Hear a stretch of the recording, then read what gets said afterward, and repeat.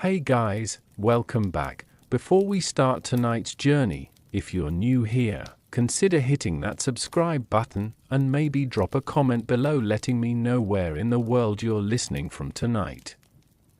It always means a lot to see all the different places this little corner of the internet reaches. Alright, go ahead and dim the lights now. Get yourself settled in, however you like to sleep best, blankets pulled up, pillow just right. Let your shoulders drop. Let your breathing slow. Tonight, we're going somewhere very far away, and very long ago. The sun has just gone down over the city of Rome, somewhere between 2,000 and 3,000 years past, in a world lit only by oil lamps and dying coals. The day's heat is finally beginning to lift from the stone streets. Somewhere in the distance, a dog barks once, then falls silent. A cartwheel creaks over uneven paving stones, slow and tired, heading home. This is the hour when Rome exhales. The forums have emptied. The market stalls have been packed away, their wooden shutters pulled shut and latched for the night. The great temples stand quiet on their hills, their marble catching the last orange light before it fades to gray, then to blue, then to something close to black, and in thousands of homes across the city, small, ordinary, unremarkable homes, something is beginning to happen. Something that happened every single evening. In every single era of this ancient world, and yet something we rarely stop to think about when we picture Rome. People are getting hungry, not for glory. Not for conquest. Not for the things the history books usually dwell on, just hungry. The way you or I get hungry, at the end of a long day. It's easy to imagine ancient Rome as a place of marble columns and marching armies, of senators in white togas arguing beneath painted ceilings. And all of that is true, in its way. But underneath the empire, underneath the statues and the speeches, there were simply people. Millions of them. Tired from work, sore from walking, waiting for the one meal of the day that actually mattered. Because that's the thing about Roman evenings that most people never learn. For the average Roman, breakfast was barely worth mentioning. A piece of bread, maybe dipped in a little wine, eaten standing up, often on the way out the door. Midday meals were much the same, quick, light, functional.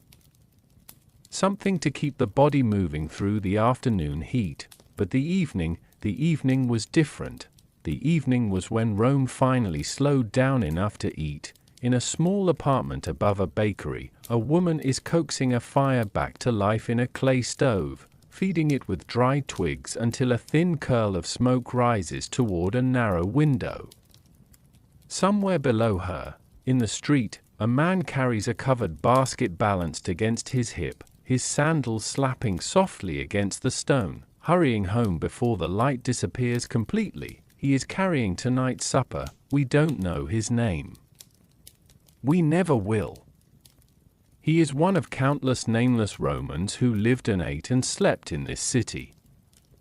Leaving behind no statues, no inscriptions, nothing but the faint traces archaeologists have pieced together from broken pottery and old kitchen scraps, and yet, in a strange way, his evening was not so different from ours.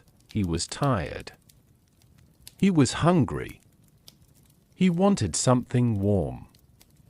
What waited for him at the end of that walk, though, what actually appeared on Roman tables once the sun went down, that's where things start to get strange. Not strange in a frightening way. Strange in the way that makes you realize just how different, and sometimes how oddly familiar, another world can be, because tonight, we're not talking about senators feasting on peacocks, or emperors drowning in wine, the way the popular stories love to tell it. Tonight, we're talking about something quieter. Something closer to the ground. We're talking about what an ordinary Roman, a baker, a soldier, a mother, a slave, a merchant, actually put into their mouth before they lay down to sleep each night. Some of it will sound familiar. Bread, olives, a little wine, and some of it will sound like nothing you've ever imagined coming from a Roman kitchen at all. Little creatures raised specifically to be eaten warm. Sauces made from something left to rot in the sun for weeks. Flavors so strong, so pungent, that a modern nose might recoil before a modern mouth ever got the chance to taste them, but that's still ahead of us. For now, just picture the city settling into darkness. Lamps being lit, one by one, in windows across 7 hills. Doors closing softly against the cooling night air, and somewhere, in kitchen after kitchen after kitchen, the smell of the evening meal beginning to rise. Rome is about to sit down to eat, and we're about to sit down right there beside them. The basket sways gently as the man turns down a narrower street, one arm braced against its weight. Inside, wrapped in cloth to keep the warmth in, is something we'd recognize instantly, and something we wouldn't recognize at all. That's the peculiar thing about Roman evening meals. They existed on a kind of border, half familiar, half foreign. A place where bread and wine sit beside ingredients that would make a modern dinner guest pause mid-bite. To understand what waited on a Roman table each night, you first have to understand how the Roman day was shaped. Romans divided their eating into 3 loose stops along the day, though only one of them truly mattered. The first was called ientaculum. Breakfast, if you could call it that. Often nothing more than bread, sometimes softened in wine or rubbed with a little salt. Eaten quickly. Eaten standing. A fuel stop, nothing more. The second, prandium, came at midday. Light. Practical. Leftover scraps from the night before, perhaps, or bread with cheese, olives, maybe a bit of cold meat if the household could spare it. Workers ate it in the street, between tasks, barely pausing their hands. But the third meal, that was different. That third meal was where the day finally came to rest. Picture, for a moment, not the meal itself, but the hours leading up to it. The heat of the afternoon beginning to fade. Shop shutters rattling closed one by one along a busy street. A blacksmith wiping soot from his hands with a rag before locking his tools away. A washerwoman straightening her back after hours bent over stone basins, wringing out the last of the day's linens. Everyone, in their own way, working toward the same quiet destination, home. And food. And rest. In wealthier households, this final meal stretched into something closer to an event, with multiple courses and careful presentation. We'll get to that later. But for most Romans, for the baker, the potter, the dock worker, the woman spinning wool by lamplight, the evening meal was something far simpler. Something built from necessity, not luxury, and necessity, in Rome, meant grain. Grain was the foundation beneath everything else. Wheat, mostly, though barley and other coarser grains filled in when wheat was scarce or too costly. Ground into flour, baked into loaves, or boiled down into a thick, porridge-like paste called pulse. Pulse doesn't sound like much when you say it plainly. Grain, water, sometimes a little salt, cooked slowly until it thickens. And yet for centuries, this simple paste was the meal that kept the Roman world moving. Farmers ate it. Soldiers ate it before Rome's legions ever marched beyond Italy. Long before bread ovens were common in every neighborhood, pulse was simply dinner. There's something almost startling about that, once you sit with it. An empire that would eventually stretch from Britain to the edges of Persia, an empire remembered for marble and conquest and staggering ambition, built its earliest strength on bowls of boiled grain, eaten by firelight, by people whose names history never bothered to record, by the time our nameless man reaches his door tonight. Though, Rome has grown wealthier, more connected, more layered. His basket doesn't hold plain pulls. It holds something a little richer, gathered from a market stall that sold half a dozen different foods, each arriving in the city from somewhere else entirely. Grain from Egypt, perhaps. Oil pressed from olives grown along the coast. Salted fish carried up from the southern ports. Rome, even at its most ordinary, was never really eating alone. Every evening meal, however humble, carried threads connecting a kitchen in the city to fields and shorelines the diner would never see in their lifetime. He pushes open a wooden door, worn smooth at the edges from years of hands just like his. Inside, a lamp is already lit. Someone has been waiting, and on the table, on that simple, unremarkable table, the shapes of tonight's meal are just beginning to take form. A round of bread. A shallow dish of oil. And beside it, something darker, something with a smell sharper than anything we'd expect to find in a modern kitchen.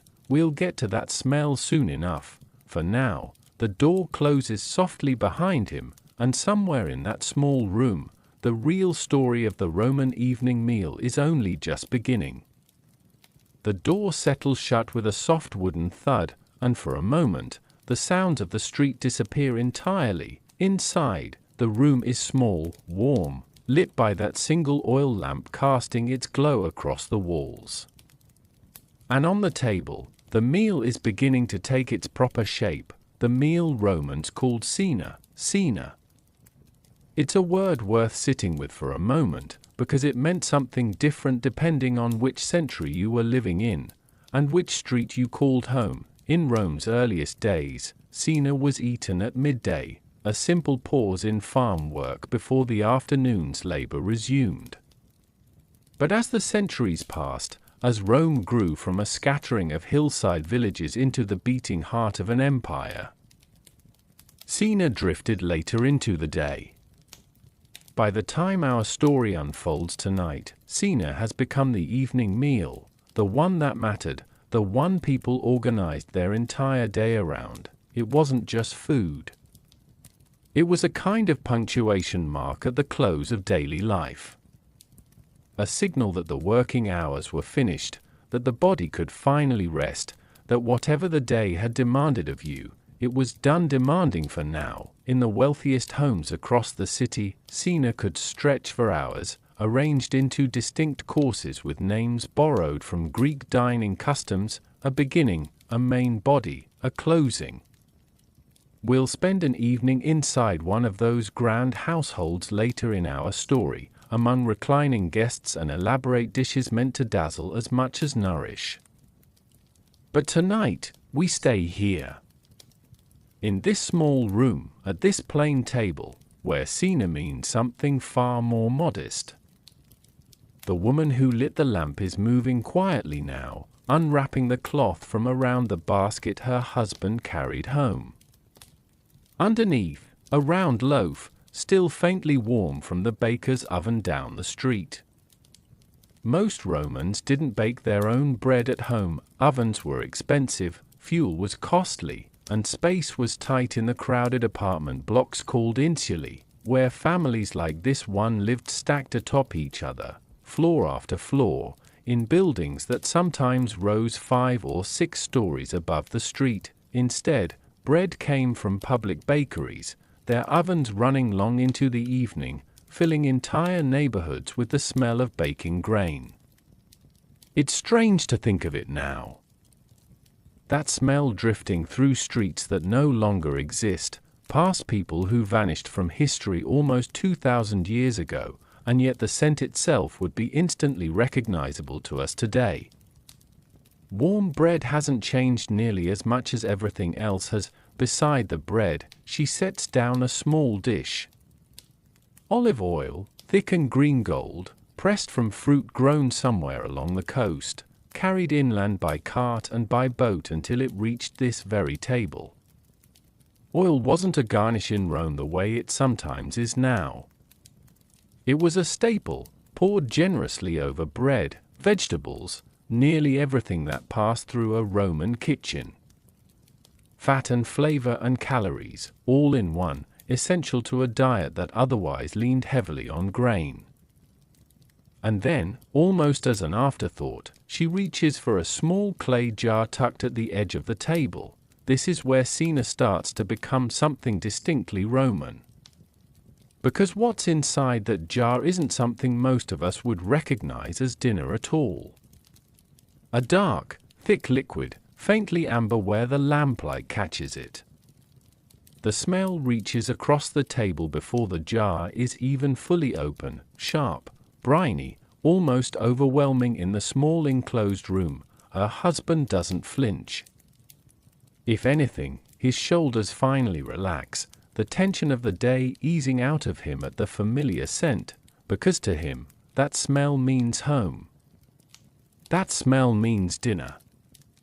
That smell means the day is finally, truly over. To us, watching from centuries away, it might mean something closer to alarm.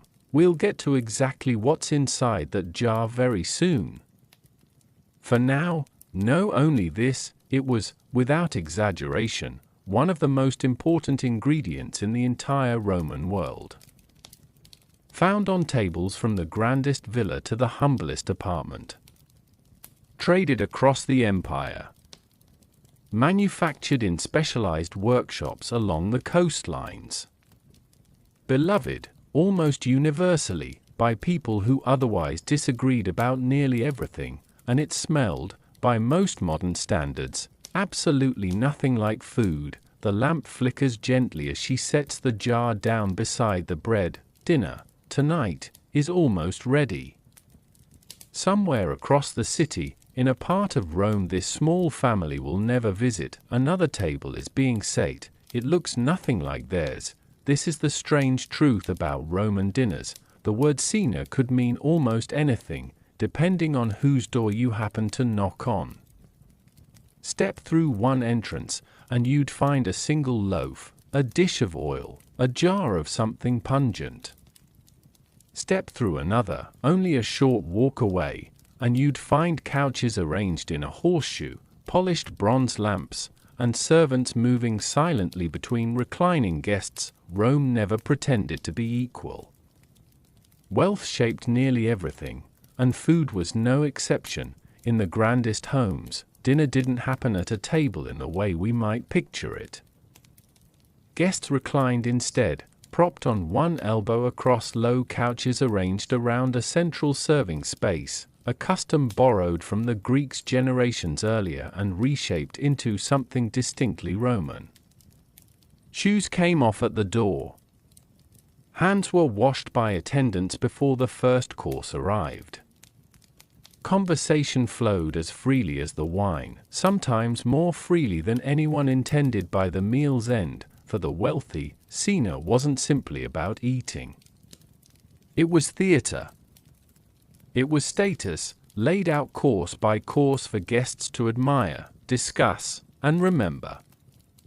A host's reputation could rise or fall depending on what appeared on the table that evening, how rare the ingredients were, how far they'd traveled. How skillfully the kitchen staff had transformed them into something worth talking about the next day in the forum. We'll step inside one of those grand dinners later in our journey tonight. For now, it's enough to understand the shape of the divide. Because between the wealthiest villa and the humblest apartment, there existed an enormous middle ground: shopkeepers, craftsmen, minor officials, soldiers home on leave.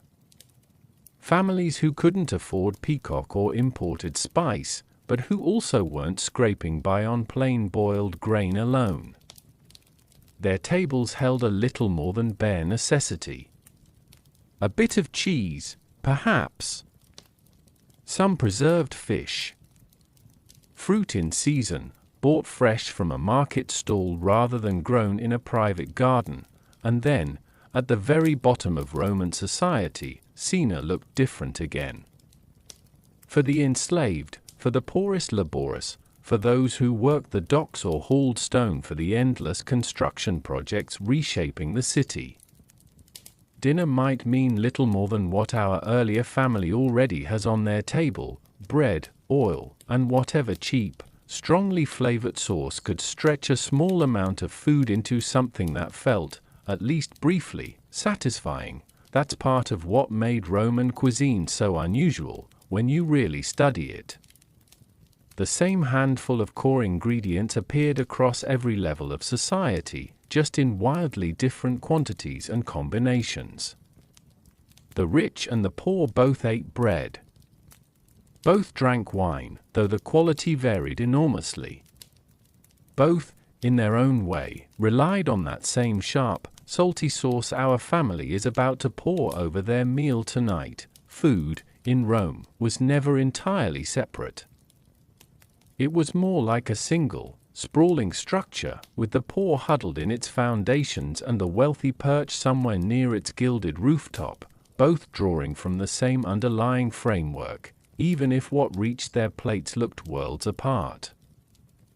Back in the small apartment, the woman tears the loaf of bread into rough pieces, setting them onto two shallow dishes. Her husband settles onto a low stool, rubbing the ache from his hands that spent the day working with rope and timber down near the river docks. Neither of them will recline on couches tonight. Neither of them will be waited on by household staff, but there is something in the simple rhythm of this moment, the shared bread, the familiar smells, the quiet after a long day, that no amount of wealth could improve upon, and no amount of poverty could fully strip away. Across the city, in that grand villa we glimpsed a moment ago, a host is still greeting his guests, still performing the elaborate rituals of Roman hospitality. Here, in this small room, the ritual is far simpler. Sit, eat, rest, and somewhere between these two very different tables, tonight's strangest ingredient is about to make its appearance. The bread is already torn into pieces, resting in shallow dishes, but before we move past it entirely, it's worth slowing down here for a moment. Because in the story of what Romans ate before sleep, nothing mattered more than grain. Nothing came close. We tend to picture Roman feasts through the lens of excess, roasted meats, imported delicacies, dishes designed to shock and impress. But behind every one of those grand meals stood something far less glamorous, something so ordinary it rarely earned a mention in the writings that survived from that world. Grain was the quiet foundation beneath the entire Roman diet. Rich and poor alike, wheat came first in importance, though it wasn't always easy to get. Rome, at its height, couldn't grow nearly enough grain to feed its own population. The city depended on ships. Enormous fleets sailed from Egypt and North Africa each year, their hulls packed with wheat destined for Roman mills, Roman ovens, Roman tables. It's a strange thing to consider that the bread cooling in dishes on this small family's table tonight may have begun its journey on a field beside the Nile, thousands of miles away, harvested by hands the family would never see, loaded onto a ship they would never board. The grain trade wasn't simply commerce. It was survival, woven into the very stability of the empire. When harvests failed, when ships were delayed by storms, unrest could ripple through the city almost overnight. Emperors understood this instinctively. Keeping bread affordable, keeping bread available, wasn't generosity. It was governance. Once the grain reached the city, it moved through a long chain of hands. Millers ground it down, sometimes using massive donkey-powered stone wheels that turned slowly, endlessly, throughout the day. bakers shaped the flour into loaves, working in ovens that ran from early morning until well after dusk, their fires never fully extinguished, their work never truly finished.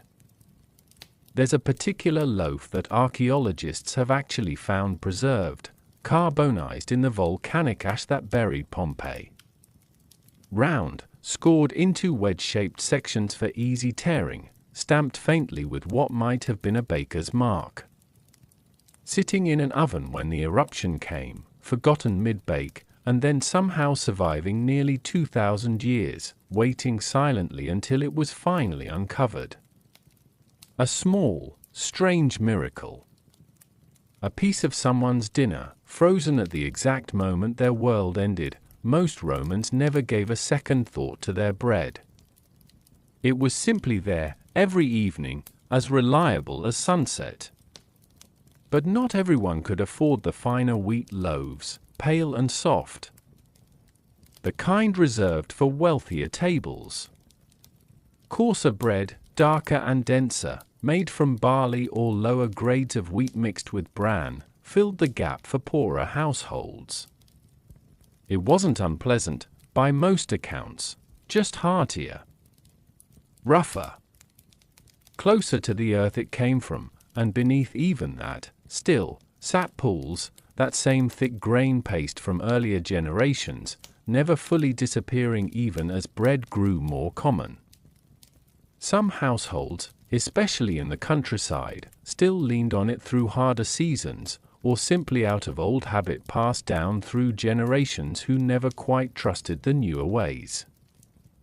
In our small apartment tonight, the bread on the table is plain, unremarkable, the kind sold cheaply by the loaf at bakeries scattered every few streets.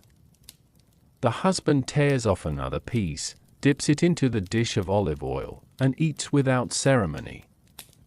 This is not a meal meant to impress anyone. It is simply supper, the same supper eaten in 10,000 other homes across the city tonight, in nearly identical dishes, by nearly identical tired hands, and yet, there's something worth pausing on here. This bread, this humble evening ritual, connected an ordinary Roman family to an empire stretching further than any of them would ever travel in their lifetime. Fields in Egypt. Ships crossing the Mediterranean. Mills turning in the city outskirts. Ovens glowing through the night.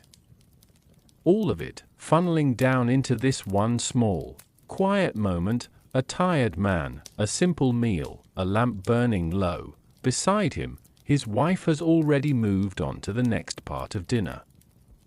Her hand rests near that dark clay jar again, the one whose smell filled the room the moment it was uncovered. Bread was Rome's foundation, but what came next, that was Rome's signature. She lifts the jar closer to the lamp now, and the smell fills the room fully, unmistakable, sharp enough to make a stranger step back. This is garum. If there is one ingredient that defines Roman cooking more completely than any other, it is this. Not olive oil, though that came close. Not wine, though wine touched nearly everything. Garum sat at the very center of Roman flavor, present in some form on almost every table across the empire, from the grandest banquet halls to the smallest kitchens tucked above bakeries and workshops. And garum, to put it plainly, was fermented fish sauce, made from the innards and smaller pieces of fish, mackerel, anchovy, sometimes a mixture of whatever the day's catch left behind. Layered thickly with salt inside large stone or clay vats, and then left, quite simply, to sit. To break down. To ferment slowly under the open sun for weeks at a time, sometimes longer, the mixture turning darker, sharper, more concentrated as the days passed. The smell during production was, by every surviving account, overwhelming. Entire workshops dedicated to garum production were pushed to the outskirts of cities, downwind from residential areas whenever possible, the odor considered far too intense for close neighbors to tolerate. And yet, once finished, once strained and bottled and carried to market, that same overpowering process produced something Romans couldn't seem to live without. It's worth sitting with that contradiction for a moment. A substance so pungent in its making that entire industries were pushed to the city's edges, and yet so beloved in its finished form that it touched nearly every dish worth mentioning. Sweet dishes, savory dishes, meat, vegetables, even some wines were finished with a small measure of garum, its salty depth working almost like a hidden thread running beneath the surface of Roman cuisine. Our family's jar tonight likely didn't come from some grand workshop. More probably, it was purchased in small quantities from a local shop, poured from a larger vessel into something more manageable for a household budget. Garum wasn't cheap in its finest forms. But cheaper, lower-grade versions existed too, sold specifically to families who couldn't afford the premium varieties favored by wealthier tables, because yes, there were varieties. Grades. A hierarchy of fish sauce, almost as carefully considered as Rome's finest wines. The very best garum, sometimes called garum sociorum, commanded extraordinary prices, produced in specific coastal regions renowned for their particular technique, their particular blend of fish, their particular reputation. Merchants shipped it across the Mediterranean in sealed containers, proud of its origin the way a modern trader might boast about a rare vintage. Lesser grades, thinner, less refined, filled the shelves of ordinary shops, purchased by families exactly like the one whose table we're watching tonight. And at the very bottom sat something called alec, the leftover paste scraped from the bottom of the fermenting vats after the finer liquid had been strained away. Cheap, coarse, but still flavorful enough to stretch a poor family's meal into something with a bit more character than bread alone could offer. The husband dips a piece of bread directly into the dish now, the dark sauce clinging to the crust, and eats without hesitation. To him, this isn't strange at all. This is simply flavor. This is simply how food is supposed to taste. The way salt itself might taste unremarkable to us, present in nearly everything, barely noticed until it's suddenly absent, it's a striking reminder of how deeply taste is shaped by the world we're born into. What strikes a modern palate as overwhelming, even unpleasant, struck a Roman palate as comfort, as familiarity, as dinner, plain and simple, exactly the way it should be. Some historians have drawn a comparison between garum and modern fish sauces still used today in parts of Southeast Asia, noting the similarity in production and flavor profile. It's a fair comparison, and a useful one, for anyone trying to imagine what a Roman evening meal might actually have tasted like. Beyond flavor alone, garum carried something else with it too, a kind of proof, small but real, that even the most everyday Roman ingredients were connected to a much larger, more complicated world. Fishing fleets, salt merchants, fermentation workshops built specifically for this single purpose. An entire economy built around something that most modern visitors would struggle to even smell without recoiling, and yet here it sits, in this small quiet room, doing exactly what it did in millions of Roman homes each night, making a simple meal taste like home. There's a question worth asking here, one that might already be forming in your mind. Why?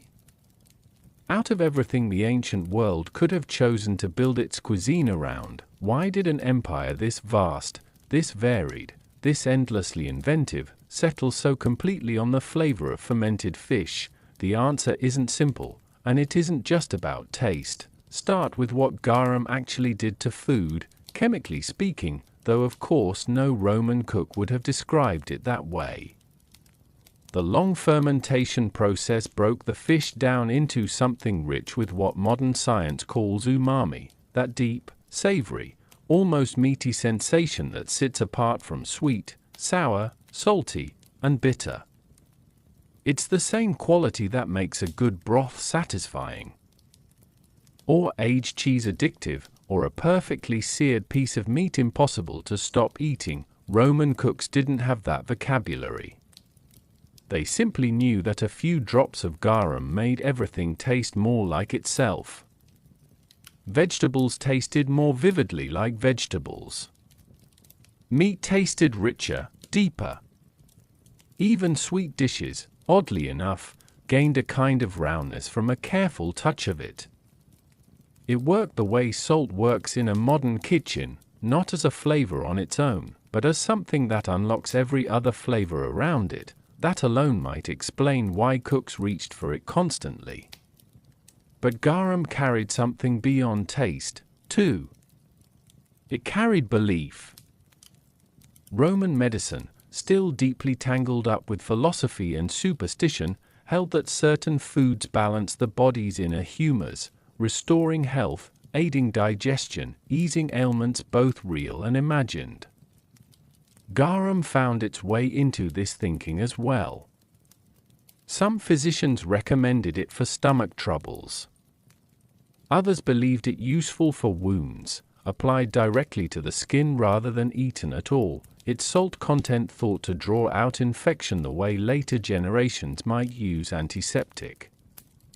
Whether any of this actually worked is a separate question. What matters is that Romans trusted it, wove it into their understanding of health and the body, until garum meant far more to them than simple seasoning. There was status wrapped up in it too, layered carefully according to origin and quality, much like fine wine might be judged today. Garum sociorum, produced along particular stretches of the Spanish coast, carried a reputation so strong that merchants specifically labeled their containers to advertise its source, the way a modern label might proudly announce where a bottle of wine was grown and pressed. Owning the right garum, serving it at the right dinner, was its own quiet form of boasting, understood instantly by any guest who knew what to look for. And then there's simply this: it was everywhere. Once a taste is built into the earliest food a child eats, spooned into their first solid meals alongside softened bread, it becomes something closer to instinct than preference. Romans didn't choose garum the way a modern diner might choose a particular sauce from several options. Garum was simply what food tasted like. Its absence would have felt stranger than its presence ever did. Back in the small apartment, the husband reaches for a second piece of bread, dips it again into the dark sauce, and chews slowly, the tension of his long day at the docks continuing to ease from his shoulders with each bite. His wife watches him for a moment, something quiet and satisfied crossing her face. She made this meal from very little. Bread, oil, sauce. And yet watching him eat, watching the familiar comfort settle over him, there's a kind of small triumph in it. The same triumph any cook might feel, in any century, watching someone they love finally relax at the end of a hard day. It's easy, from this distance of centuries, to focus only on the strangeness of garum. The smell. The fermentation. The fish innards left rotting slowly under an open sky. But strip all of that away, and what remains is something much simpler, much more human, a flavor that meant comfort. A flavor that meant home. A flavor stitched so deeply into daily Roman life that its absence, more than its presence, would have felt like something had gone wrong with the world. Outside, the last light has fully drained from the sky now. The street beyond their small window has gone quiet, footsteps growing rarer, distant voices fading one by one into silence, and inside, dinner continues. Bread and oil and sauce, but there's more still coming. Something strange awaits ahead, something that will make even garum's pungent smell seem almost ordinary by comparison.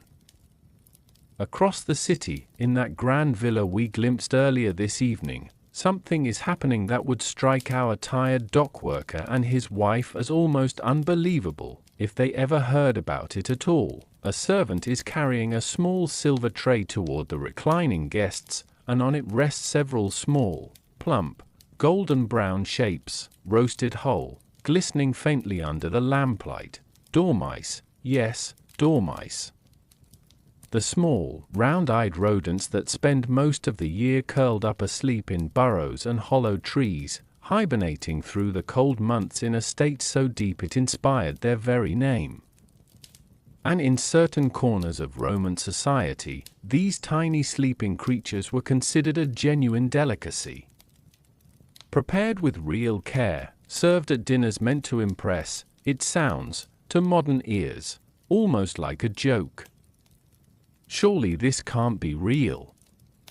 Surely some ancient writer exaggerated, or some later historian misunderstood a translation somewhere along the way. But no. The evidence is remarkably solid, stretching from written accounts to actual physical remains uncovered by archaeologists. Special ceramic containers called gleraria have been found at excavation sites, their walls lined with small internal ledges and ramps, clearly designed for one very specific purpose: housing dormice, feeding them, fattening them, all in preparation for the kitchen. Wealthy households sometimes kept these containers directly in their gardens, tending to them the way a modern household might tend a small flock of chickens. The dormice were fed a careful diet: walnuts, chestnuts, acorns, sometimes even scraps of other food, all designed to plump them up as quickly and thoroughly as possible before they made their final appearance on the dinner table. Once ready, the preparation itself varied. Some recipes called for roasting the dormice whole, then rolling them in honey and poppy seeds, a sweet glossy coating meant to make them almost bite-sized treats, closer in spirit to a modern candied snack than anything resembling a main course. Others stuffed them first, working a small mixture of ground pork, pepper, pine nuts, and seasoning into the tiny bodies before roasting, transforming them into something closer to a miniature stuffed delicacy. There's a particular cookbook that survives from the Roman world, attributed to a figure named Apicius, though scholars believe it was compiled and expanded by multiple hands over generations rather than written by one person alone. Within its pages sits a recipe for stuffed dormice, described with the same careful, practical tone used for far more ordinary dishes. No sense of novelty. No wink toward the reader acknowledging how strange this might sound to outsiders. Just instructions, calm and matter-of-fact, exactly the way a modern cookbook might describe roasting a chicken. That tone, more than anything else, tells us something important. To the Romans who actually ate dormice, there was nothing unusual happening here at all. This wasn't shock cuisine, designed to startle guests the way some modern chefs chase novelty for its own sake. It was simply another ingredient, another option, sitting comfortably alongside pork and fish and fowl on the long list of things a well-stocked Roman kitchen might prepare. Back in our small apartment, of course, none of this touches the evening meal directly. Dormice were, by most accounts, a luxury reserved for wealthier tables, requiring space, resources, and patience that ordinary households simply didn't have. Our tired dockworker will finish his bread and garum tonight, then head towards sleep, entirely unaware of the small roasted creatures being served across the city at that very moment, and yet, in some strange way, the two meals aren't as disconnected as they first appear. Both draw from the same underlying philosophy, one that shaped Roman cuisine at every level of society: the belief that almost anything could become food, given the right preparation. The right seasoning, the right careful hand, fish left to ferment for weeks became garum, transforming into something prized rather than something spoiled. Small sleeping rodents became a delicacy, elevated through honey and spice into something worth serving to important guests. Nothing was dismissed outright. Everything was, in some sense, an opportunity waiting to be discovered. It's a philosophy that feels, in its own quiet way, deeply curious, deeply willing to experiment, and more than a little strange, when measured against modern sensibilities that draw much narrower lines around what counts as dinner. The servant sets the silver tray down gently among the reclining guests. A murmur of appreciation rises, quiet and genuine, somewhere across the city. In a small dim room, our dock worker finishes his last piece of bread, unaware entirely, and reaches instead for his cup of wine. Both meals, in their own way, are simply Rome finishing its day. The glieraria we mentioned a moment ago deserve a closer look, because the actual process of raising dormice reveals something rather charming about Roman ingenuity, applied to a purpose most of us would never think to apply it toward. These specialized containers came in more than one form.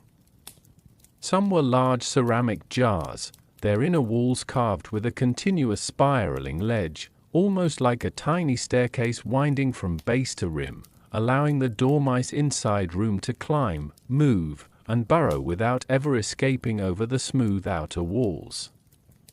Small air holes dotted the sides, enough to keep the creatures breathing comfortably, not enough to offer any real avenue of escape. Other households built something grander still.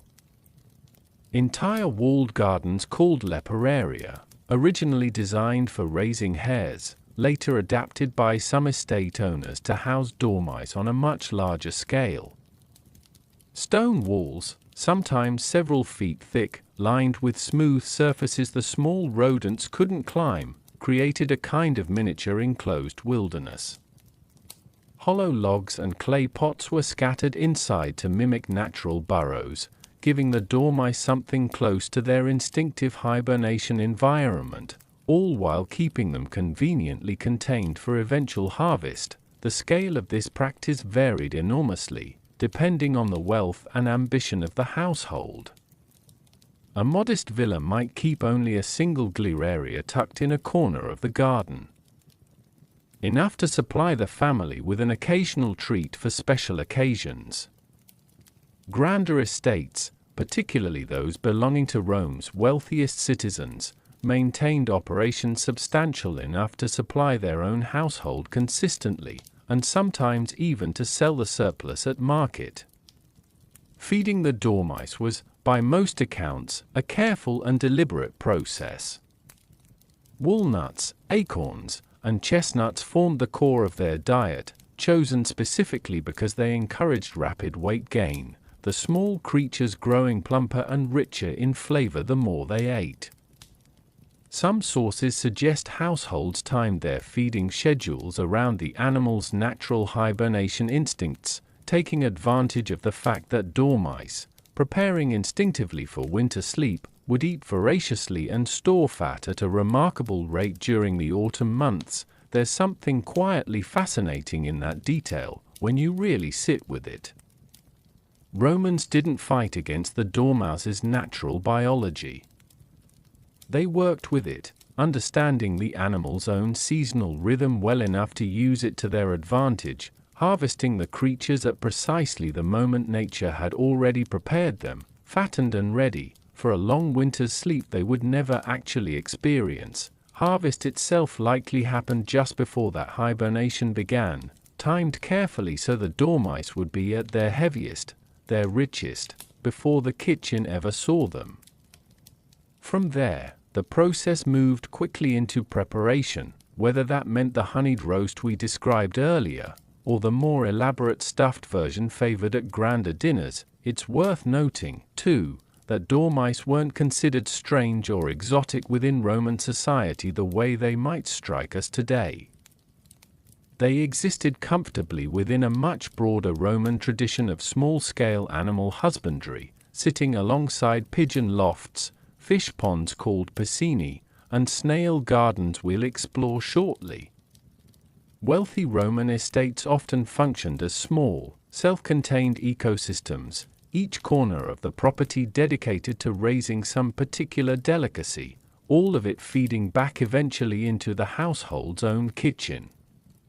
There's a kind of patience embedded in all of this that feels almost meditative from this distance.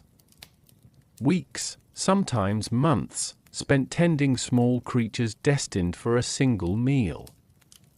Careful attention paid to their diet, their environment, their natural instincts, all in service of a dish that might be consumed and forgotten within a single evening's conversation.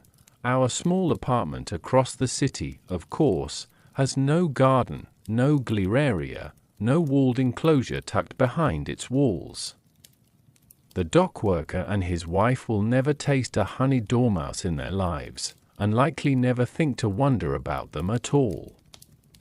Theirs is a world of bread and oil and fermented sauce, not silver trays and carefully fattened delicacies.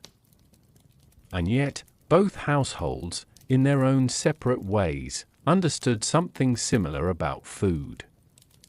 That care mattered. That preparation mattered.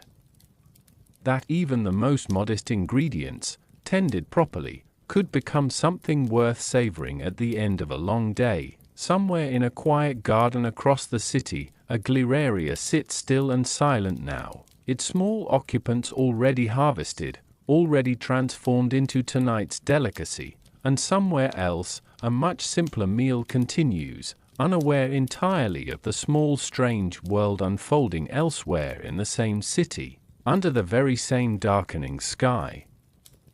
If dormice seem like an unusual detour from ordinary Roman dinners, they were far from the only creature that found its way onto a table through careful, patient cultivation. Snails, too, had their own dedicated gardens, cacliaria, they were called, enclosures built specifically for raising edible snails on a scale large enough to matter.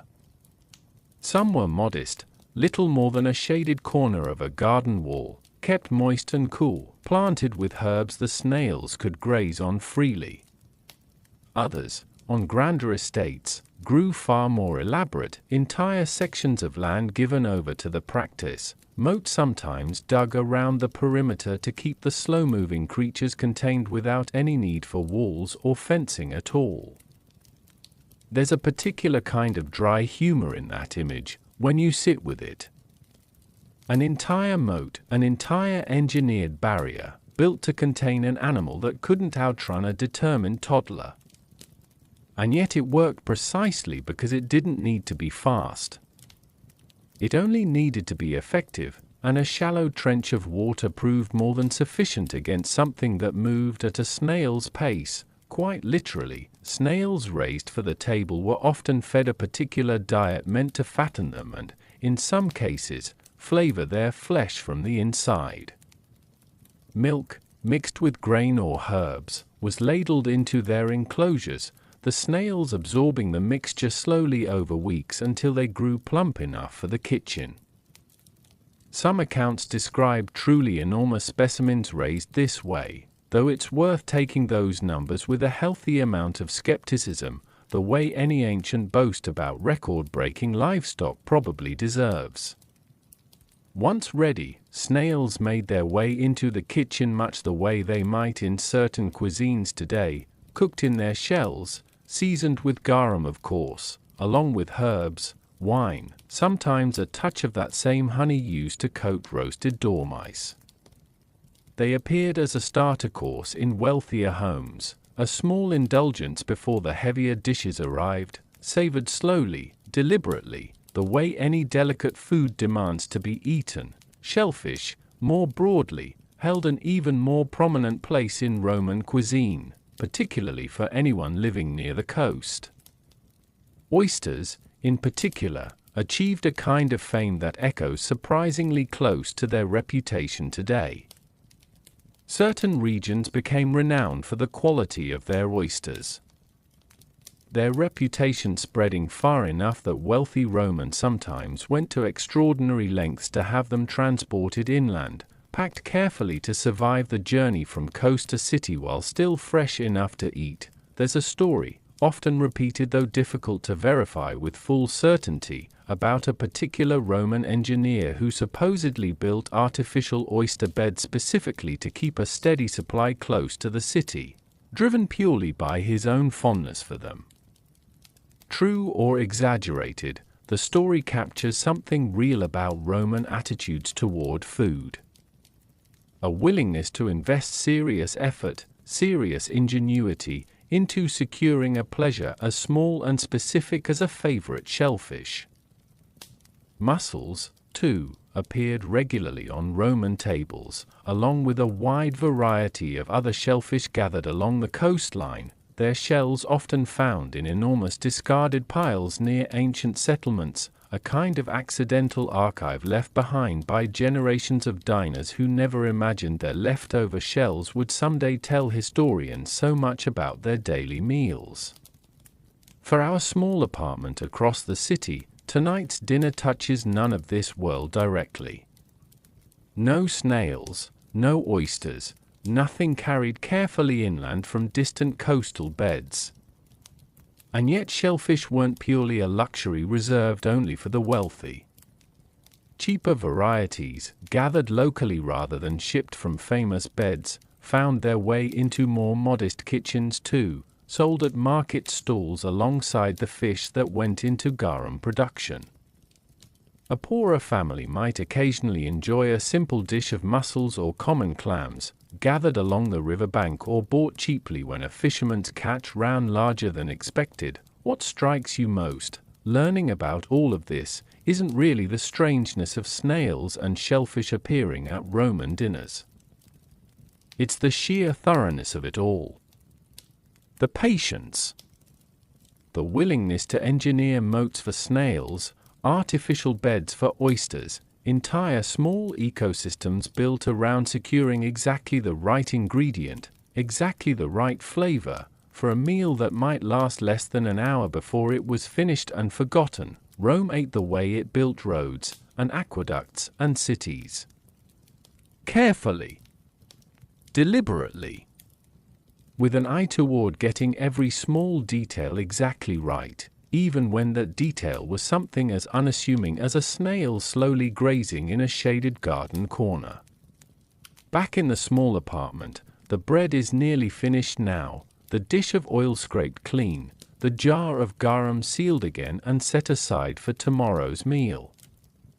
But dinner, even here, in this modest room, isn't quite over yet. The wife reaches toward a small woven basket tucked near the window, and from it, she draws out a handful of dried figs, wrinkled and dark, along with a few olives resting loose at the basket's bottom.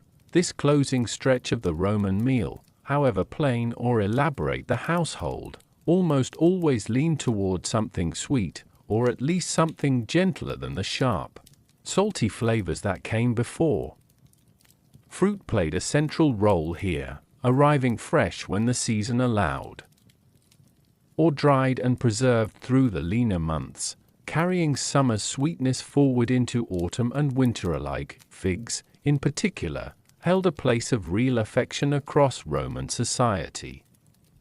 They grew easily throughout much of Italy, requiring little more than sun and modest care, which meant even households without much wealth often had access to them, whether from a small tree tucked behind a rented room, or bought cheaply from a market vendor. Dried, they kept for months, their sugars concentrating as the moisture left them, until a single fig carried something close to the intensity of candy. Grapes appeared here too, whenever the season allowed, sometimes eaten fresh, sometimes dried down into something resembling raisins. Small dark clusters that could be stored and enjoyed long after the harvest itself had passed. And apples, pears, plums, whatever the local orchards produced, rounded out this final stretch of the meal, offered simply, without much ceremony, a quiet way of easing the stomach and the mind toward the evening's end. Olives deserve their own mention here too, distinct from the oil pressed out of them. Whole olives, cured and preserved in brine or oil, appeared throughout the meal, not only at its close, their briny sharpness a familiar companion to nearly everything else on the table. Different regions cultivated their own particular varieties, prized for size, color, or the exact balance of bitterness and salt achieved through their curing process. A household might keep several jars on hand, favoring one type for everyday meals and reserving a finer variety for guests or special occasions, and then there was honey, perhaps the single most versatile ingredient in the entire Roman pantry when it came to sweetness. Sugar as we know it today simply didn't exist in the Roman world, not in any accessible form. Honey filled that role entirely, harvested from managed hives kept on estates throughout the countryside, sold in the city by specialized merchants who understood its quality the way a modern shopper might judge olive oil or wine. Honey touched nearly every sweet dish Romans prepared. Drizzled over fruit. Mixed into wine to soften its harshness. Used, as we've already seen, to coat roasted dormice into something closer to dessert than main course. Even simple households, unable to afford much else in the way of luxury, often kept a small jar of honey tucked somewhere in the kitchen, used sparingly. Treasured for the rare moments it appeared, in our small apartment tonight, the honey jar stays closed. There isn't quite enough left to justify opening it for an ordinary Tuesday evening, and the wife has learned, through long practice, exactly when a small luxury is worth spending and when it's better saved for a day that truly calls for it. Instead, the dried figs alone serve as tonight's closing note, passed between husband and wife in comfortable silence, eaten slowly, savored rather than rushed. There's something worth noticing in this quiet final course, however modest. After the sharp saltiness of garum, after the dense simplicity of bread, this small offering of fruit feels almost like punctuation, a gentle signal that the meal has reached its natural end. The body settles. The mind begins, almost without noticing, to loosen its grip on the day's remaining tension. Outside, the street has gone fully dark now, lit only by the occasional glow of a neighbor's lamp through a shuttered window. Inside, the evening lamp burns lower too, its oil slowly running toward empty, matching the quiet winding down of the household itself. Dinner, in this small room, is finished, but the evening, and everything Rome still had to offer before sleep finally arrived, was only just beginning to unfold. The husband rises now, moving toward a shelf near the small hearth, where a modest clay jug rests beside a single cup. This is the last part of the evening ritual, the part that comes after the food itself has been cleared away. Wine. It's difficult to overstate how central wine was to Roman daily life, at every level of society. This wasn't an occasional indulgence reserved for celebrations. Wine appeared at nearly every meal, consumed by men and women alike, though always, in Roman custom, diluted with water before drinking. Drinking wine undiluted, straight from the jug, was considered a mark of poor manners at best, and something closer to barbarism at worst, a habit associated with foreign peoples rather than proper Roman households. The ratio of water to wine varied depending on taste, occasion, and the quality of the wine itself.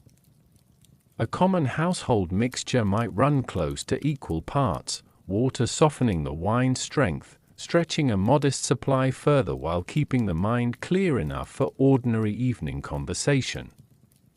Finer wines, served among wealthier company, might be diluted more lightly, allowing more of their flavor and character to come through, though rarely, if ever, would a proper Roman drink wine entirely unmixed. For our small household, tonight's wine is simple, inexpensive, the kind sold in bulk from large storage vessels at a local shop, likely produced somewhere in the countryside surrounding the city rather than imported from any distant, celebrated vineyard.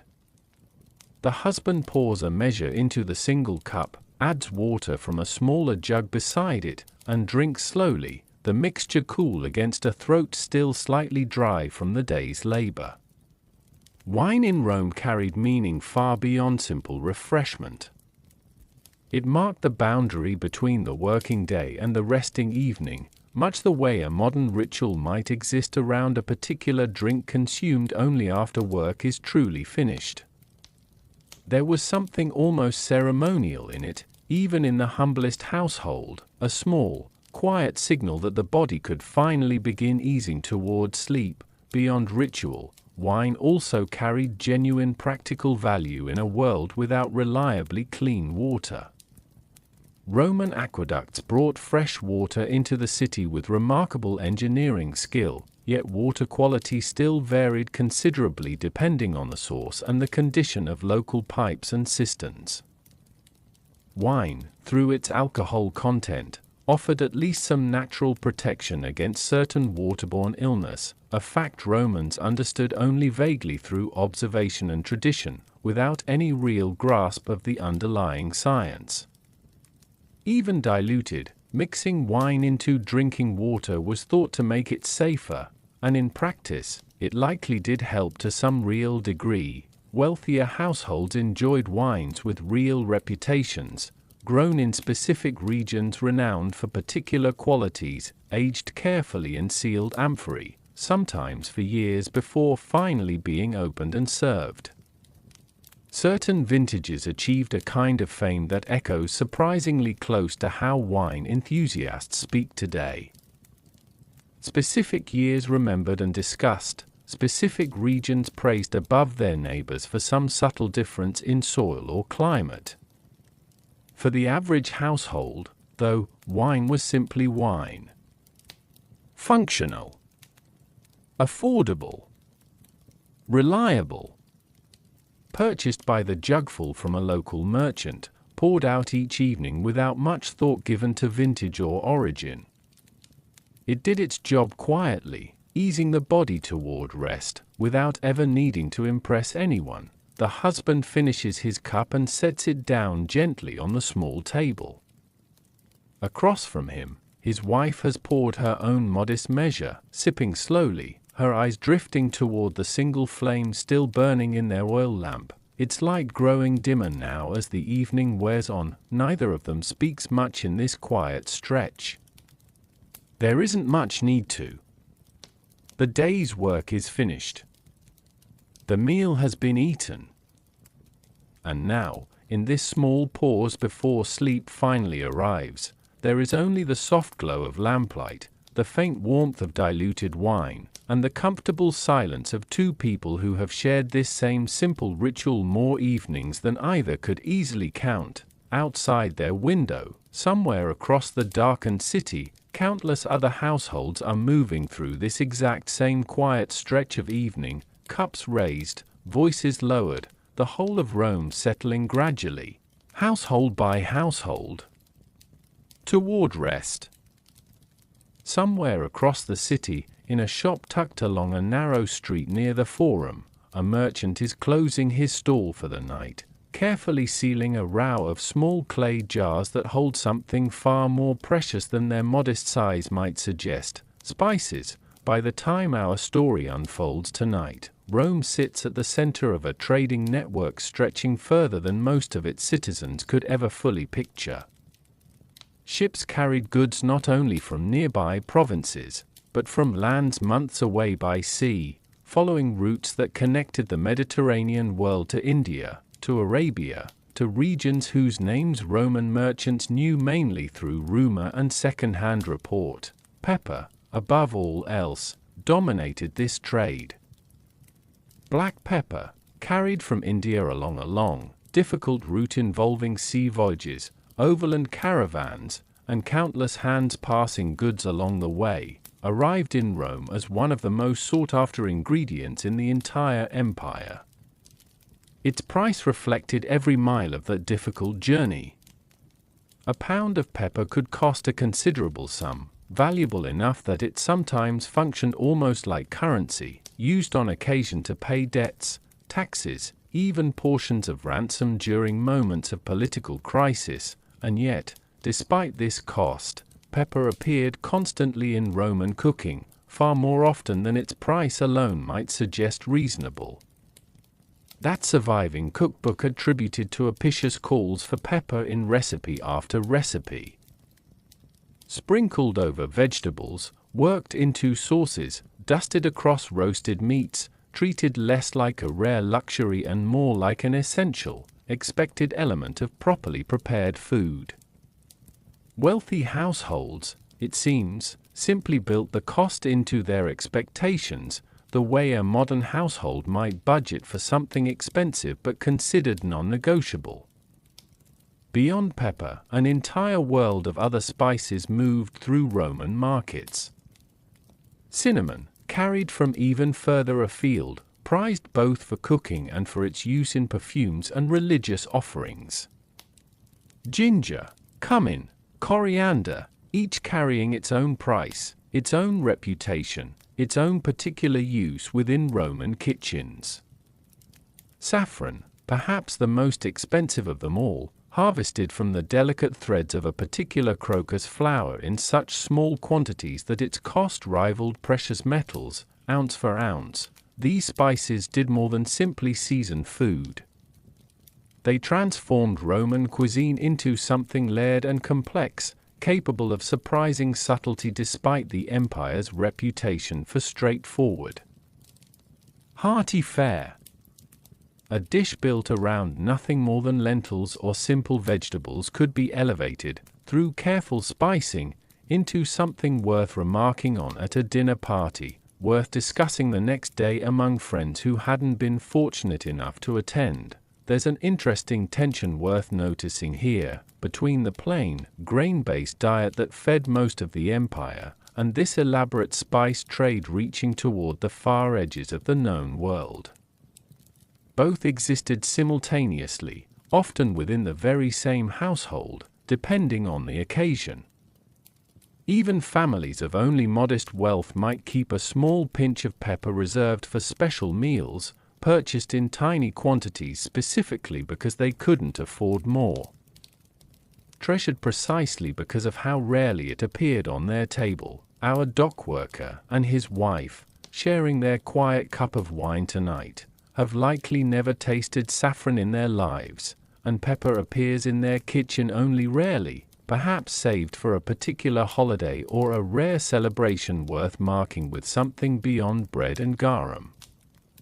Their evening meal draws from a much shorter, much more local list of ingredients, the kind grown or produced within a reasonable distance of the city itself.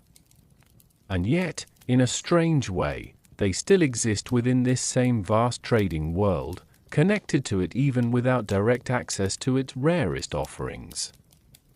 The very oil on their bread, the very wine in their cups, moved through some version of the same trade networks that carried pepper from India and saffron from further east still. Rome's food system, at every level, was built on movement, on distance, on countless hands passing goods from one place to another until they finally arrived somewhere close enough to matter. The spice merchant finishes sealing his jars and steps out into the night, locking his narrow shop door behind him. Tomorrow, the trade continues, as it does every day, connecting this ordinary Roman street to places most of its residents will only ever hear about in passing conversation, carried home in a small jar, a pinch at a time. Let's return, for a while, to that grand villa we've glimpsed only in passing tonight, its couches arranged in their careful horseshoe, its guests still reclining beneath the warm glow of bronze lamps. Here, cena unfolds in a completely different rhythm than the quiet meal our dock worker and his wife have already finished. The structure itself followed a pattern borrowed loosely from Greek dining customs, reshaped over generations into something distinctly Roman. First came the gestatio, a kind of opening course meant to awaken the appetite rather than satisfy it fully. Eggs featured prominently here, along with olives, that small delicacy of snails we explored earlier, perhaps a few oysters carried inland at considerable expense. Everything arranged to be light, varied, and slightly indulgent, a promise of richer things still to come. From there, the meal moved into its main body, called simply the prima mensa, the first table. This was where the real substance of the evening arrived, course after course, each one a fresh opportunity for the host to demonstrate wealth, taste, and connections. Roasted meats featured heavily, pork especially, prepared in countless different ways. Wild boar, hunted specifically for grand occasions, might arrive whole, stuffed with smaller birds in a display of culinary ambition, sliced open at the table to reveal the layered surprise within. Fowl of every kind appeared regularly. 2.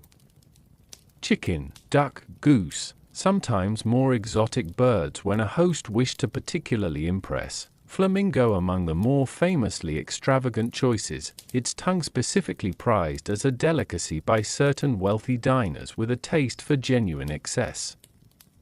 Fish, too, held real prestige, particularly certain prized species raised in private fish ponds called piscini, maintained at considerable expense purely to guarantee a fresh, impressive catch whenever the household required one for an important dinner.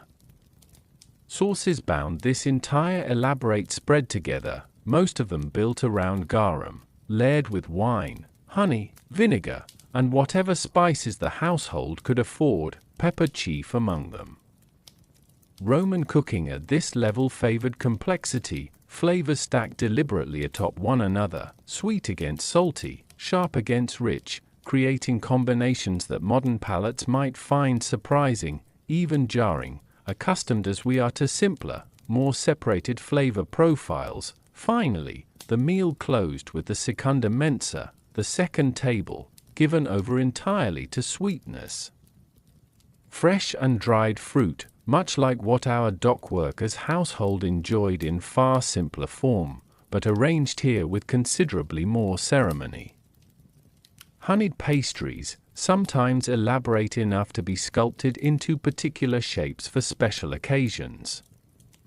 And yes, on the right evening, that tray of honeyed dormice we witnessed earlier, small and glistening, passed among guests as one final indulgent gesture before the night's conversation continued on, unhurried. Late into the evening, wine flowed throughout, of course, though at this level of society, the vintages carried real reputation, discussed and debated among guests the way any group of enthusiasts might discuss a shared passion. A host's choice of wine, much like his choice of dishes, said something about him, about his taste, his resources, his understanding of what truly mattered to a discerning guest. There's a particular kind of pressure embedded in all of this, worth noticing beneath the surface glamour. Hosting a proper cena wasn't simple indulgence. It carried real social weight, real risk. A disappointing meal could damage a reputation as surely as a poorly timed political misstep. Guests remembered. Guests talked.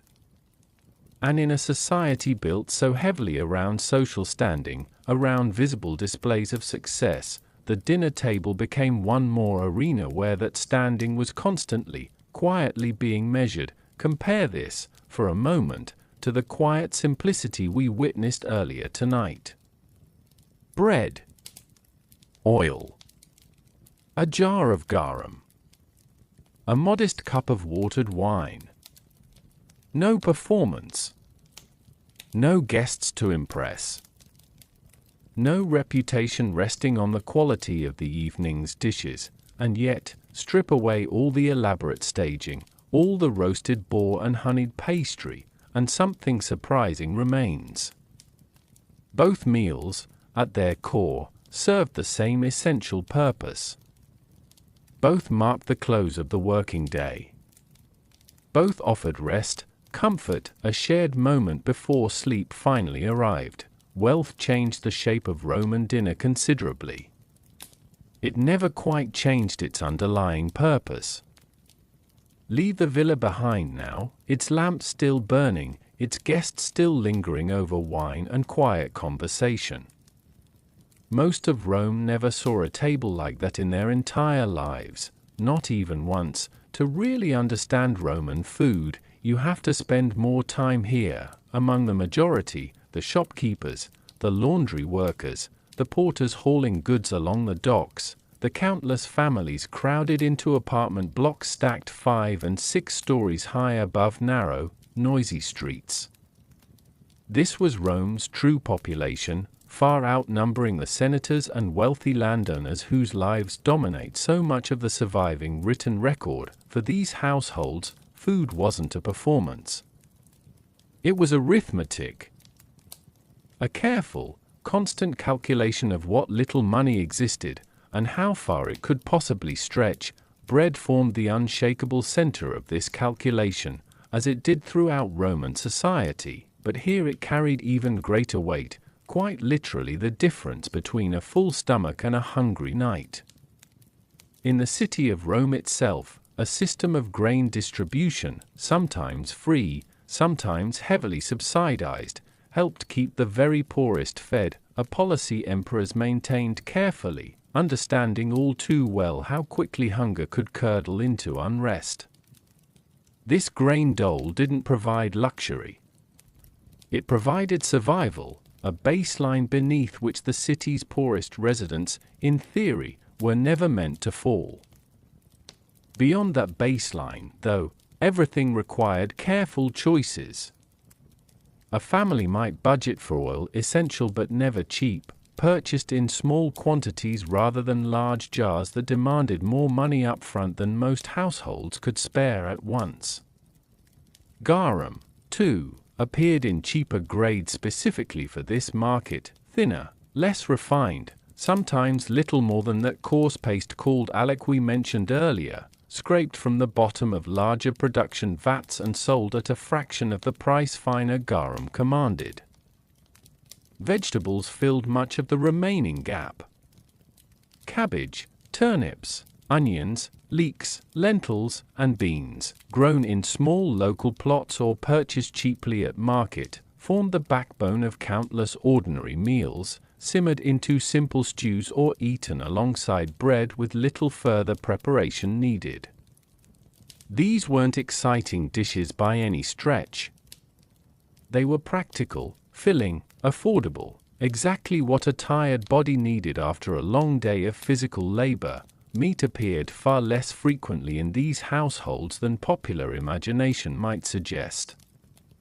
When it did appear, it was often the cheaper cuts, or the less desirable parts of the animal that wealthier tables passed over entirely. Pork remained the most common choice when meat was affordable at all. Sometimes salted and preserved to stretch a single purchase across several meals rather than consumed all at once. Fish, particularly the smaller, cheaper varieties not destined for garum production, offered another occasional source of protein, especially in households closer to the coast or along the river. There's a particular kind of resourcefulness worth appreciating here, a resourcefulness easy to overlook when so much historical attention gets pulled toward Rome's more spectacular excesses. Ordinary Roman cooks, working with limited ingredients and limited fuel, still found ways to make their food taste like something worth eating, worth looking forward to at the end of a difficult day. A pinch of cheap garum could transform plain lentils into something with real character. A little vinegar, easily made or cheaply bought, could brighten an otherwise dull vegetable stew. Our dock worker's household sits comfortably within this broader picture, neither at the very bottom of Roman society nor anywhere close to its wealthy heights. Tonight's meal, bread and oil and garum, closing with dried figs and a cup of watered wine, represents something close to a typical, respectable evening for a family of their modest means. Not extravagant. Not deprived either. Simply adequate, achieved through careful, ongoing management of a limited household budget. It's worth remembering, too, that this arithmetic shifted constantly, season by season, year by year, shaped by grain prices, by political stability, by the simple unpredictability of harvests grown in distant provinces the family would never visit. A bad year in Egypt could mean a leaner winter in Rome, felt most sharply by exactly the households least equipped to absorb the difference. Tonight, at least, the calculation worked out. Bread on the table. Oil in the dish. Wine in the cup. Enough, for one more evening, to carry this small family safely through to morning. Not every Roman had a kitchen at all, and that single fact reshaped daily eating for a significant portion of the city's population in ways worth pausing on. Life inside an insula, one of those towering apartment blocks stacked 5 or 6 stories above the street, varied enormously depending on which floor you called home. Ground floor apartments, larger and better built, sometimes did include a proper hearth, space enough for a family to cook their own meals much the way our dock workers' household manages tonight. But climb higher, toward the cramped, poorly built upper floors where rent was cheapest and safety least assured, and cooking fires became increasingly rare, and increasingly dangerous. Fire was, quite reasonably, one of the great fears haunting Roman urban life. These buildings were constructed largely from wood and mud brick, packed closely together along narrow streets, with little in the way of formal fire prevention beyond the vigilance of neighbors and, eventually, a dedicated firefighting force established specifically to address the problem. A single cooking fire, left unattended even briefly in a cramped upper-floor apartment, could turn catastrophic within minutes, spreading through timber floors and shared walls before anyone had time to react.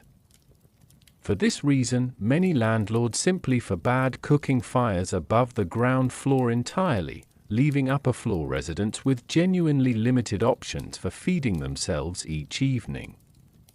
This is where the popina comes into the story, small food shops and taverns scattered generously throughout the city, serving hot food and drink to residents who had nowhere else to cook. Think of them as something between a corner shop and a casual tavern, simple counters built directly into the street-facing wall, often fitted with built-in clay vessels called dolia, sunk into the counter itself, keeping stews, wine, and other prepared foods warm and ready for quick service. Archaeologists have found remarkably well-preserved examples of these popini, particularly in Pompeii. Their painted counters and sunken serving vessels still visible today, offering a genuinely intimate glimpse into how ordinary Romans actually ate on any given evening. Paintings on the walls of some surviving popini even advertised the food and drink available inside, colorful, inviting, not so different in spirit from a modern restaurant sign. The food served in these establishments tended toward the same practical, filling dishes found in modest home kitchens, simple stews built around lentils or beans, bread, cheap wine, occasionally a bit of meat or fish when available. Nothing elaborate, nothing meant to impress, simply hot, ready food, sold quickly and cheaply to residents who needed dinner and had no fire of their own to prepare it. There's an interesting social dimension worth noting here too. Popini carried something of a mixed reputation among Rome's wealthier citizens, occasionally criticized in surviving writing as gathering places for the lower classes, sometimes associated with gambling, drinking, and behavior polite society preferred to keep at arm's length.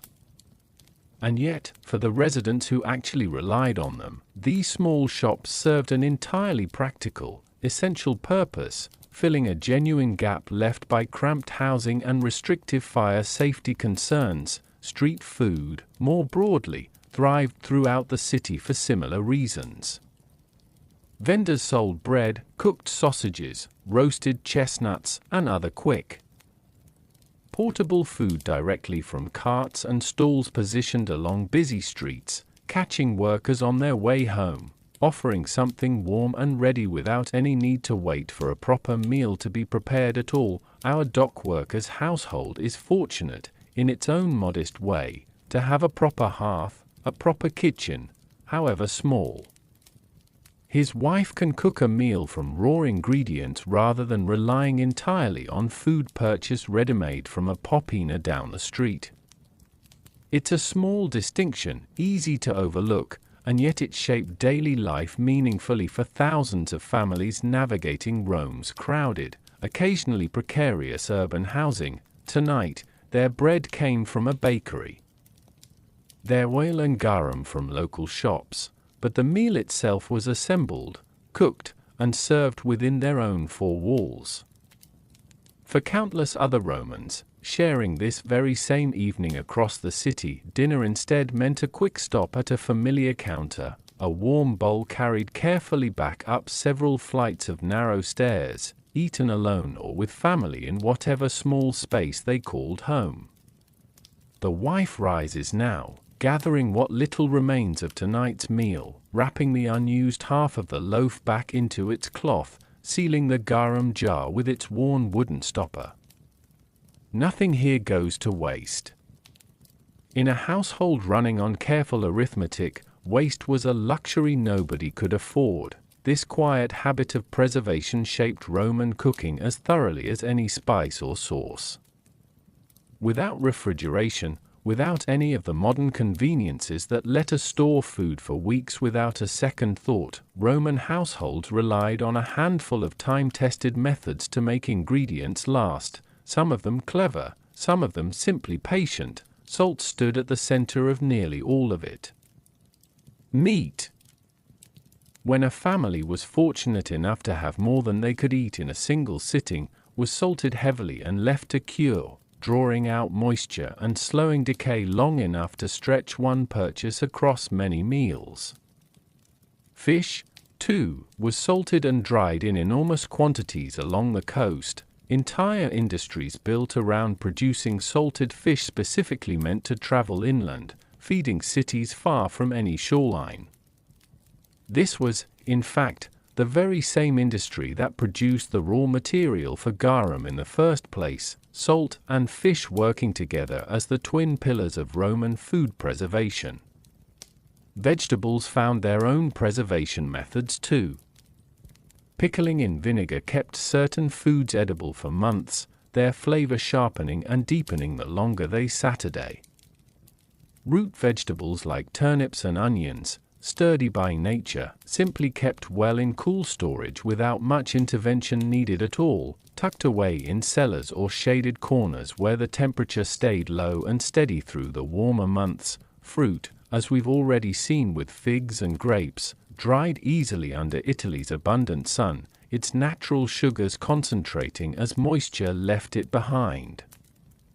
Dried fruit could last through an entire winter, a small sweet reminder of summer's abundance carried forward into the leaner, colder months when fresh produce grew scarce and expensive. Our small household tonight practices this same careful thrift in miniature.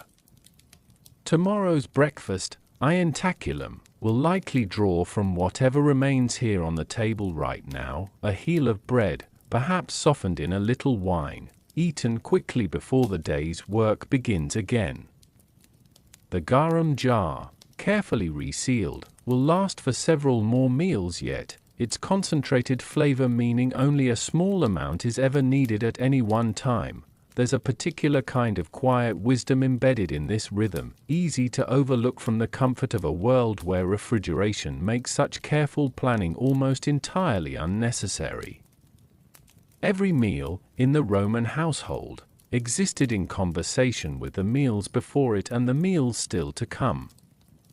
Nothing stood entirely alone. A well-managed kitchen thought constantly in these overlapping cycles, tonight's leftover bread becoming tomorrow's breakfast, this week's cured meat stretching quietly across a dozen future dinners. Wealthier households, of course, had more room for waste, more resources to simply discard what wasn't eaten and start fresh the next day. But even among the wealthy, certain preserved foods held real prestige rather than simply representing necessity.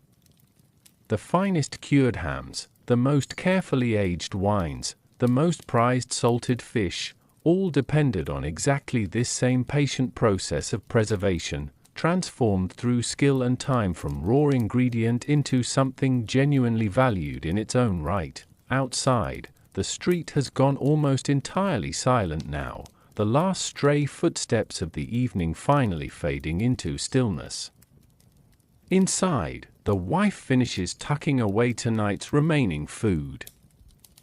Moving with the quiet efficiency of someone who has performed this exact small ritual more evenings than she could easily count, her husband watches her for a moment, the oil lamp's flame now burning low enough that shadows have begun creeping further across the walls, softening the edges of the room, signaling without words that the evening is drawing steadily toward its close. Tomorrow will bring its own demands, its own hunger, its own careful calculations. But that belongs to tomorrow. Tonight, at least, the table has been cleared, the food has been secured, and the small quiet work of simply getting through one more day has, once again, been quietly accomplished. Before the lamp finally gutters out on this small quiet room, it's worth wandering once more through that surviving Roman cookbook we mentioned earlier, the one attributed to Apicius, if only to appreciate just how far Roman culinary imagination could wander when given the right occasion and the right budget, because dormice and snails, strange as they may already sound, were far from the outer edge of what Roman kitchens were willing to attempt. Consider the recipe for what translates roughly as false hare, a dish built entirely from ground meat, seasoned and shaped to resemble a completely different animal than the one it actually came from. Roman cooks delighted in this kind of culinary illusion, transforming humble ingredients into something visually deceptive, a small theatrical trick performed for dinner guests who understood and appreciated exactly the cleverness being demonstrated on their behalf. Or consider the dishes built around organ meats, treated with a level of care and creativity that modern kitchens rarely extend to them. Sow's udder, stuffed and prepared elaborately, appeared as a genuine delicacy at wealthy tables, its preparation requiring real skill to render tender and flavorful rather than tough or overwhelming. Brains, too, found their way into various dishes, blended into sauces or prepared alongside eggs, valued for a particular richness modern diners might find unfamiliar. Though certain culinary traditions around the world still prepare them today in remarkably similar ways. Flamingo, as we touched on briefly earlier, occupied a strange position somewhere between genuine delicacy and pure display of wealth. Its tongue, specifically, carried the greatest prestige, prepared with careful seasoning to justify the extraordinary effort and expense required simply to obtain it.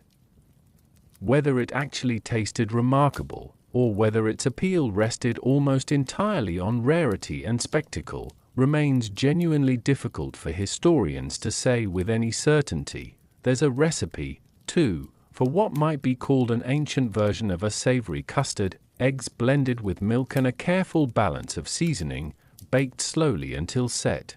Closer in spirit to a modern quiche than anything resembling Rome's popular reputation for excess. It's a useful reminder that alongside the flamingo tongues and stuffed dormice, Roman cooking also produced dishes that would feel entirely comfortable on a modern table, familiar techniques applied to familiar ingredients, largely unremarkable except for the 2,000 years separating their creation from our own kitchens. Sauces, throughout all of this, remain the true engine of Roman culinary creativity. Garum formed the base, but from there, cooks layered in wine, honey, vinegar, crushed nuts, dried fruit, and whatever spice budget allowed, building complex, often surprising flavor combinations meant to elevate even simple ingredients into something worth genuine conversation. Sweet and savory mixed freely, without the firm boundary modern Western cooking often draws between them. A sauce might combine honey and fish sauce in the very same recipe, a combination that sounds unusual today, yet clearly delighted Roman palates accustomed to exactly this kind of layered complexity. It would be easy, looking back at recipes like these, to treat them as simple novelty, strange curiosities meant only to shock a modern audience scrolling past for entertainment. But there's something more genuine worth noticing underneath the strangeness. These recipes represent real skill, real experimentation, a culinary culture confident enough, established enough, to explore genuinely difficult techniques and unusual ingredients without hesitation. Rome's kitchens, at their most ambitious, weren't so different in spirit from the most adventurous corners of any modern culinary world. Chefs and cooks alike driven by curiosity, by a genuine desire to discover what could be done with the ingredients available to them. However unusual those ingredients might sound to someone standing outside that particular tradition, back in our small apartment, none of this reaches the table directly. No false hair, no stuffed udder, no delicately seasoned flamingo tongue. And yet the same underlying spirit touches even this modest household in its own smaller way, in the careful balance of garum against oil, in the patient work of stretching simple ingredients into something worth savoring at day's end. The lamp flickers once, its flame growing thinner, and somewhere in the quiet room, the last traces of tonight's dinner finally settle into stillness. Across the city now, in that grand villa where the evening began with such elaborate ceremony, the mood has shifted too.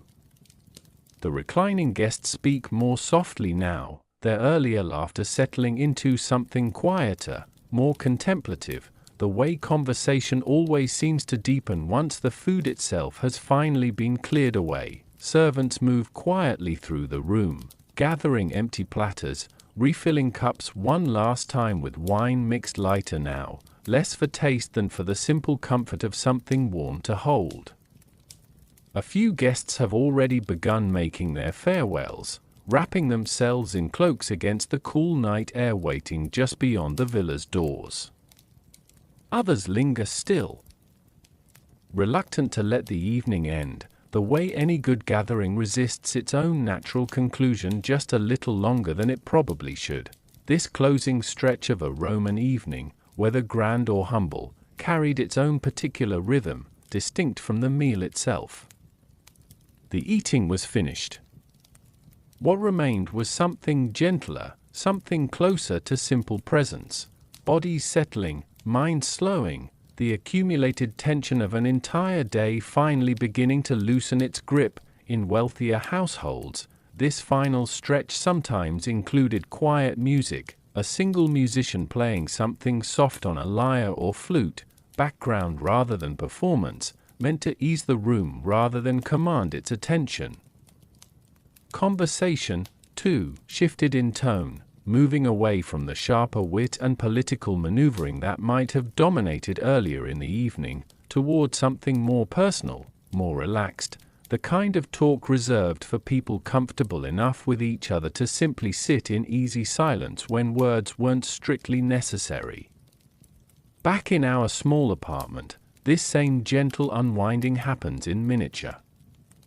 The wife has finished securing tonight's leftover food, and now she settles onto the low stool beside her husband, close enough that their shoulders nearly touch in the dim, narrowing light. Neither speaks much. There isn't a great deal that needs saying, not tonight, not after a day that unfolded much like countless days before it, and countless more still to come. Outside their small window, the city has grown properly quiet now. The distant hum of daytime commerce, the creak of carts, the calling voices of vendors and neighbors, all of it has faded into something closer to stillness, broken only occasionally by a dog's distant bark, or the soft murmur of another household somewhere nearby, moving through this same quiet closing ritual of their own. There's something worth noticing in this shared, city-wide rhythm, repeating itself simultaneously in 10,000 different homes tonight, from the grandest villa to the smallest rented room.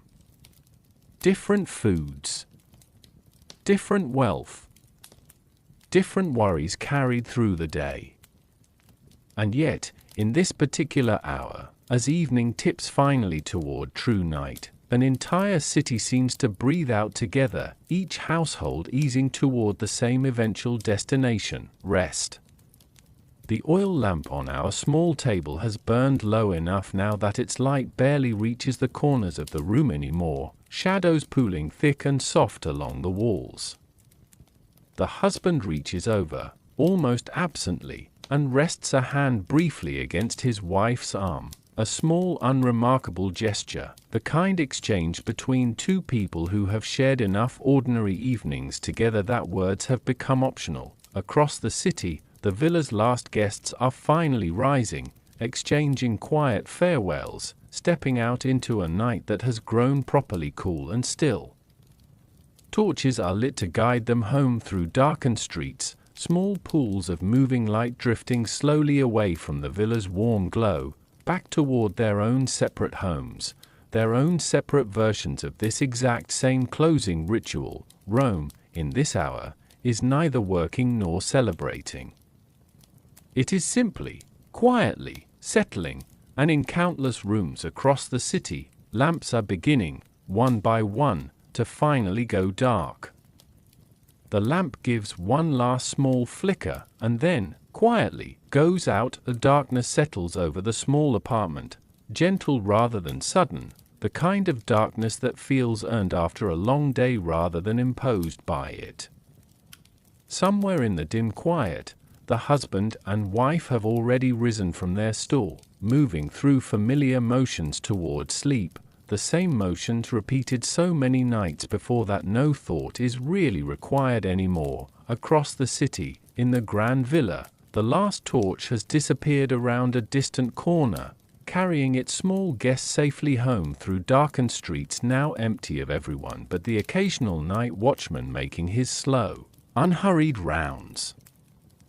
The villa itself has gone quiet too, its bronze lamps extinguished one by one, its elaborate dinner already fading into memory, destined to become tomorrow's conversation among guests who attended, and tomorrow's second-hand story among those who only heard about it afterward. Somewhere between these two very different evenings, in apartments and villas and popini scattered across 7 hills, thousands of other Roman households have reached this same quiet destination tonight.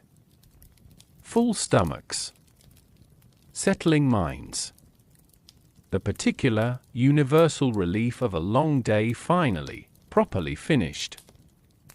It's worth sitting for just a moment longer with everything this ordinary evening actually contained.